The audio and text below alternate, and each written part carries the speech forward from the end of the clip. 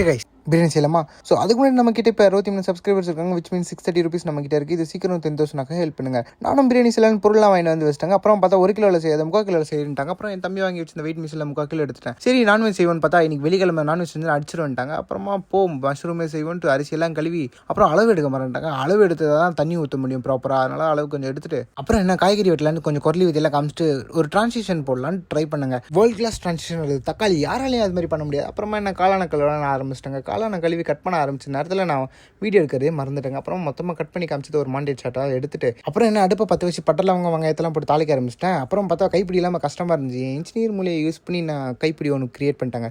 அதுக்கப்புறமா பண்ணிக்கிட்டே இருக்கும்போது தெரிஞ்சிச்சு ஐயோ மசாலா எங்கே இருக்குன்னு தெரியல. அப்புறம் பக்கத்து வீட்டில் போய் கொஞ்சம் கடலாம் வாங்கிட்டு மசாலாவெல்லாம் கற்க போட்டு பரட்ட ஆரம்பிச்சிட்டாங்க. ஸ்மெல்லு நான் நரம் வந்துச்சு. இது ஒரு புளுத்தி சாட்டு, வேறு எதுவும் எடுத்துக்காதீங்க. அதுக்கப்புறமா சாப்பாட்டை போட்டு குக்கர்லாம் விசில் போட்டு பார்த்தா அவுட் புட்டு செம்மையாக இருந்துச்சு. அப்புறம் சாப்பிட்டு என்ன நான் படுத்து தூங்க போயிட்டேன். நம்ம நாளைக்கு பார்ப்போம் கைஸ், பாய்.